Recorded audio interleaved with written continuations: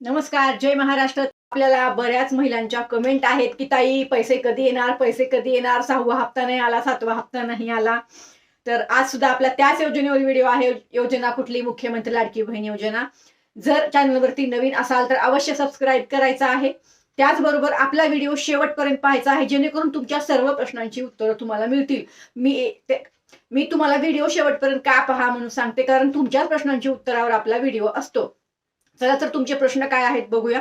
तर तुमचे मला बरेचसे प्रश्न आलेले आहेत. त्याच्यामध्ये जो प्रश्न आहे तो असा आहे की ताई आम्हाला अजून एकही रुपया आला नाही, ताई आम्हाला अजून एकही रुपया आला नाही, किंवा मग आम्ही ऑक्टोबरमध्ये फॉर्म भरला, आम्ही जुलैमध्ये फॉर्म भरला, आम्ही सप्टेंबरमध्ये फॉर्म भरला, एकही रुपया अजून आला नाही. आधार सीडिंग आहे, केवायसी आहे, अकाउंट डीबीटी पण आम्ही केलेला आहे, सर्व काही ओके आहे, तरी 1 रुपया आलेला नाही. बरोबर. तर आता ह्याच्यामध्ये तुम्हाला असं वाटतंय की एकही रुपया आला, जसं तुमचं म्हणणं आहे की एकही रुपया आला नाही, एकही रुपया आला नाही. आता मला तर ज्या बहिणी मला सांगत आहेत की ताई आमचं अकाउंट आम्ही डीबीटीशी लिंक केलेलं आहे, आम्ही केवायसी सुद्धा केलेला आहे, तर जर त्यांचं अकाउंट ऍक्टिव्ह असेल आणि तुमचा जर फॉर्म अप्रुव्हल असेल, म्हणजे तुम्ही जुलैमध्ये, ऑगस्टमध्ये, सप्टेंबरमध्ये किंवा मग तुम्ही ऑक्टोबरमध्ये फॉर्म भरला असेल, जर तुमचा फॉर्म अप्रुव्हल आहे तर 100% तुम्हाला पैसे येणार आहेत.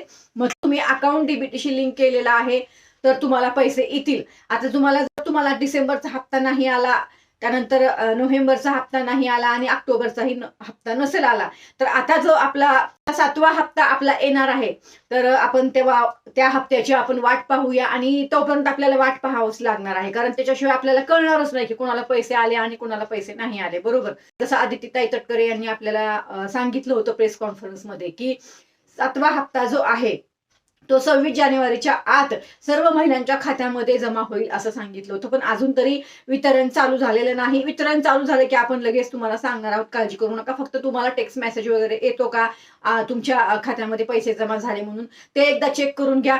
सगळ्यात महत्वाचा जो मुद्दा आहे बघा, तुमचा फॉर्म अप्रुव्हल आहे. आता थोडं समजून घेऊ आपण की तुमचा फॉर्म अप्रुव्हल आहे. बरोबर. आधार सीडिंग, केवायसी सर्व ओके आहे, तर पैसे 100% येणार तुम्हाला. पण आता तुमचं अकाउंट तुम्ही जुलैमध्ये काढलं होतं, तेव्हा तुम्ही डीबीटी केलं होतं, किंवा त्याच्या अगोदर तुम्ही डीबीटी केलं होतं कधीतरी. बरोबर. तर तुम्हाला आता करायचं काय आहे, काळजी काय घ्यायची आहे तुम्हाला आता, तर तुमचं अकाउंट एकदा परत चेक करा. तुमचं अकाउंट डीबीटीशी लिंक आहे का एकदा चेक करा, आणि ते ऍक्टिव्ह आहे का ते चेक करा. आलं का लक्षात? बँकेत जा आणि ऍक्टिव्ह आहे का तुमचं आधार सीडिंग एकदा चेक करून घ्या. जर आधार सीडिंग ऍक्टिव्ह असेल आणि तुमचं जर अकाउंट डीबीटीची लिंक असेल तर नक्की तुम्हाला पैसे येतील. मग तुम्हाला काळजी करण्याचं काहीच कारण नाही. आलं लक्षात? आता जो जानेवारीचा हप्ता येणार आहे तेव्हा आपल्याला समजणारच आहे. आता तुम्ही जुलैमध्ये फॉर्म भरला असेल किंवा तुम्ही कधीही फॉर्म भरला असेल ऑक्टोबरपर्यंत, तर सर्वांना पैसे येणार आहेत. काळजी करूच नका. तुमचा फॉर्म अप्रुव्हल आहे म्हणजे सरकारकडून तुम्ही योजनेच्या पात्र आहात असा मेसेज आहे तो. बरोबर. आता ह्याच्यामध्ये फक्त एकच प्रॉब्लेम असतो, डीबीटी ऍक्टिव्ह आहे किंवा नाही, किंवा तुम्ही बँकेत जाऊन डीबीटी केले का नाही. माझ्या माहितीमध्ये असं आलं आहे की अजून बऱ्याच महिलांनी डीबीटीच केलं नाही अकाउंट. जर तुम्ही आधार सीडिंग केलं नसेल म्हणजे तुमचं जे आधार कार्ड आहे ते बँकेत जाऊन जर तुम्ही बँकेमध्ये तो फॉर्म भरून दिला नसेल आधार सीडिंगचा, तर तुमचं अकाउंट आधार सीडिंग नाही. तुम्हाला स्वतःला बँकेत जायचं आहे. थोडक्यात मी आधार सीडिंग म्हणजे काय आहे ते पण सांगते. तर बघा, केवायसी हा भाग वेगळा आहे. केवायसी आपण सर्वच करतो, म्हणजे कुणी योजनेचा लाभ घेत असेल तर नसेल तरी सुद्धा, म्हणजे दोन्ही परिस्थितीमध्ये. आता मी योजनेचा लाभ घेत नाही पण माझा अकाउंट केवायसी केलेला आहे. केवायसी म्हणजे काय? केवायसीचा एक फॉर्म असतो, तो तुम्हाला तिथून बँकेतून घ्यावा लागतो. त्यानंतर तुम्हाला तुमच्या आधारचं जे झेरॉक्स आहे त्या फॉर्मला जोडून तो फॉर्म भरून तुमचा एक पासपोर्ट साईज फोटो त्या फॉर्मवर लावून तो त्या ठिकाणी सबमिट करावा लागतो. आता कुठल्याही तुम्हाला ऑनलाईन बँकेचा ऍपची सुविधा घ्यायची असेल किंवा मग तुम्हाला गुगल पे, फोन पेची सुविधा घ्यायची असेल, तर तुमचं अकाउंट तुम्हाला केवायसी करणं अनिवार्य आहे आणि आवश्यक आहे.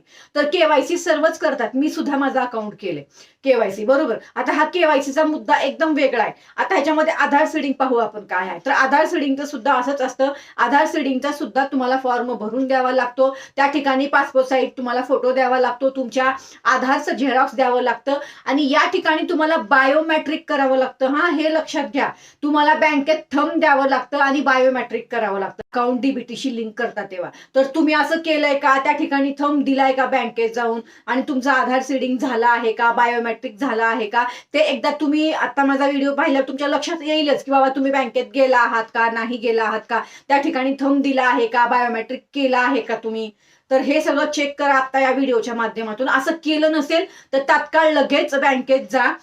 आजच्या आज लगेच तात्काळ बँकेत जा आणि बँकेत जाऊन तुम्ही आधार सीडिंग करून त्या ठिकाणी जो काही फॉर्म मी सांगितलाय तसं बँकेकडून तो फॉर्म घ्या आणि भरून द्या. त्यांना पहिलं सांगा बँकेत गेल्यावर की मला योजनांचा लाभ घ्यायचा आहे सरकारच्या, मला सध्या मुख्यमंत्री लाडकी बहीण योजनेचा लाभ घ्यायचा आहे म्हणून मला आधार सीडिंग करायचंय, मला अकाउंट डीबीटीशी लिंक करायचं आहे, तर मला फॉर्म भरून द्यायचा आहे, असं त्यांना सांगा बँकेत जाऊन. आणि त्यानंतर तो फॉर्म भरून त्या ठिकाणी आधार सीडिंग करून घ्या जर तुम्ही अजून केलं नसेल. आणि केलं असेल तर ते तुम्ही जे डीबीटीशी अकाउंट लिंक केलंय ना ते एकदा चेक करून घ्या की ते ऍक्टिव्ह आहे का. आलं लक्षात. आता आधार सीडिंग म्हणजे काय आहे, तर आधार सीडिंग म्हणजे तुमचं जे अकाउंट आहे ते आधार सीडिंग केलं जातं, डीबीटी केलं जातं, बरोबर. आधार सीडिंग म्हणजे काय, तर आधार सीडिंग म्हणजेच डीबीटी आहे. आणि डीबीटी म्हणजे काय आहे, तर डायरेक्ट बेनिफिट ट्रान्सफर सरकारकडून तुमच्या अकाउंटमध्ये. आता इथं मी बसले तुम्हाला माहिती सांगते, पण सरकार माझ्याकडे पैसे नाही पाठवणार, डायरेक्ट तुमच्या अकाउंटला सरकारकडून पैसे येणार आहेत, म्हणून तुम्हाला अकाउंट डीबीटीशी लिंक करायचं आहे. आलं का लक्षात. तर डीबीटी म्हणजे काय, तर डायरेक्ट बेनिफिट ट्रान्सफर सरकारकडून तुमच्या अकाउंटमध्ये. आता ह्याच्यामध्ये मुद्दा जो आहे महत्वाचा, तर जेवढ्याही योजनांचा तुम्ही कुठल्याही योजनांचा तुम्ही लाभ घेत असाल आता सध्या, तर तुम्हाला म्हणजे सरकारच्या योजनांचा जर तुम्ही कुठल्याही लाभ घेत असाल तर तुम्हाला आता सध्या सरकारने असं सांगितलंय की तुमच्या खात्यामध्ये जे काही रक्कम येणार आहे ती डायरेक्ट सरकारच्या अकाउंटमधून तुमच्या अकाउंटमध्ये येणार आहे. म्हणजे सरकारकडून डायरेक्ट बँकेकडे आणि बँकेकडून तुमच्याकडे, मध्ये कुणीच नाही, डायरेक्ट तुम्हाला ट्रान्सफर होणार आहेत ते पैसे. म्हणून तुम्हाला तुमचं अकाउंट जे आहे डीबीटीशी लिंक करणं खूप आवश्यक आहे. आणि हे खूप महत्वाचं आहे. जर तुम्ही डीबीटी नाही केलं तर पैसे तुम्हाला आज काय, उद्या काय, परवा काय, जानेवारी, फेब्रुवारी, मार्च कधीच पैसे येणार नाही जर तुम्ही अकाउंट जर तुमचं डीबीटीशी लिंक नाही केलं त्या ठिकाणी. म्हणजे एकच पर्याय आहे, जर तुमचं फॉर्म अप्रुव्हल आहे तर तुम्हाला पैसे यायला काही हरकत नाही. आता समजा येणाऱ्या काळामध्ये थोडा मागचा जो काळ गेला त्याच्यामध्ये तुम्हाला पैसे आले नसतील, उशीर झाला, किंवा सरकारकडून तुमचं जे अकाउंट आहे ते डीबीटी होण्यासाठी थोडा उशीर झाला असेल, तर आता सरकारकडून सुद्धा तुमचे अकाउंट सर्वांचे डीबीटी झाले असतील. आणि जेवढ्यांचे फॉर्म अप्रुव्हल आहेत त्यांना सगळ्यांना पैसे येणार आहेत, सगळ्यांना.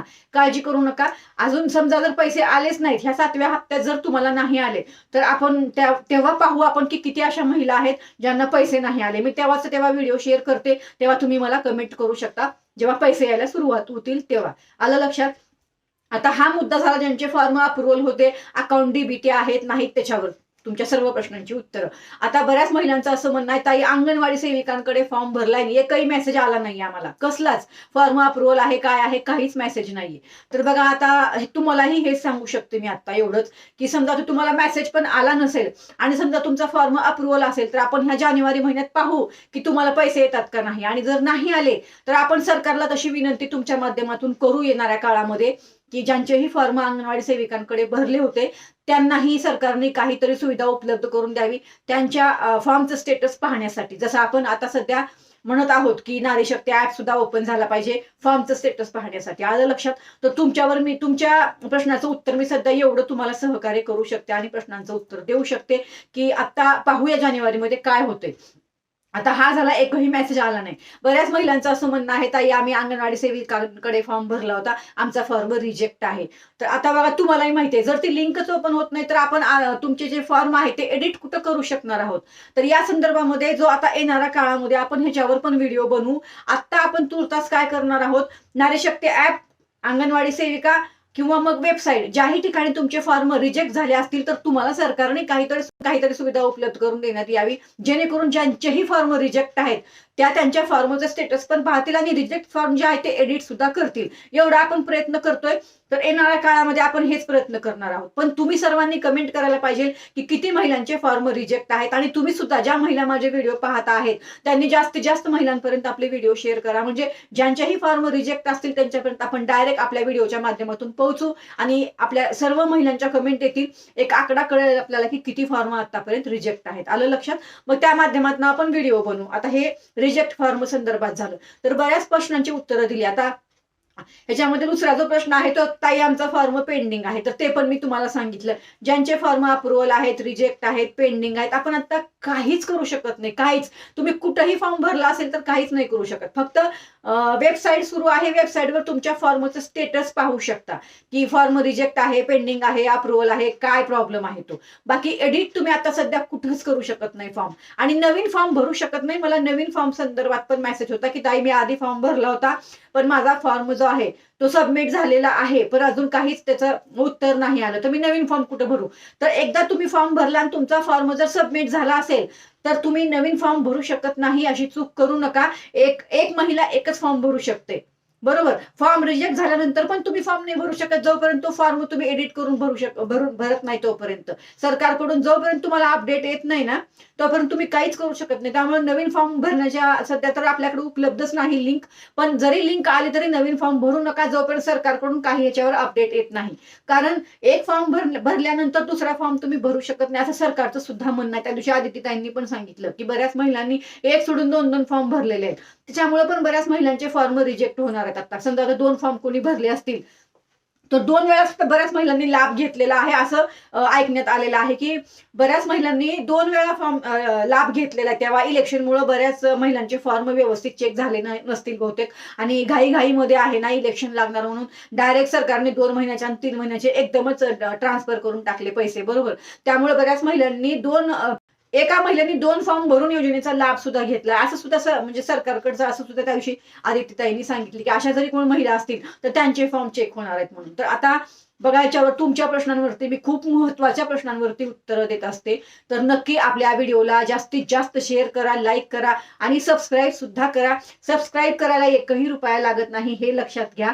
आणि तुमच्याच माध्यमातून आपले सबस्क्रायबर सुद्धा वाढणार आहेत. तुम्हाला माहिती आहे की आत्ताच आपले 10,000 सबस्क्रायबर पूर्ण झाले, आणि हा प्रवास खूप खरथड होता माझ्यासाठी, खूप अवघड होता, एवढा सोपा नव्हता. तर आता आपल्या एकच्या पुढे 1 झिरो लागलाय म्हणजे 10 झालेले आहेत. तर लवकरच आपल्या 10च्या पुढे अजून 1 झिरो लागू, आणि लवकरच तुमच्या माध्यमातून आपले 1 लाख सबस्क्रायबर लवकर होऊ, हेच माझी अपेक्षा आहे तुमच्या माध्यमातून.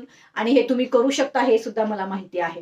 तर नक्कीच तुम्हाला आपला हा व्हिडिओ आजचा आवडला असेल आणि तुमच्या सर्व प्रश्नांची उत्तरं मी आज दिली असतील. आता ह्याच्या व्यतिरिक्त अजून तुमचे काही प्रश्न असतील तर अवश्य कमेंट करा. तुमच्याच प्रश्नांवरती आपण नक्कीच दुसरा उत्तरांचा व्हिडिओ घेणार आहोत. तर परत भेटूया तुमच्याच प्रश्नांवरती उत्तरांचा व्हिडिओ घेऊन. तोपर्यंत जय हिंद, जय महाराष्ट्र, धन्यवाद.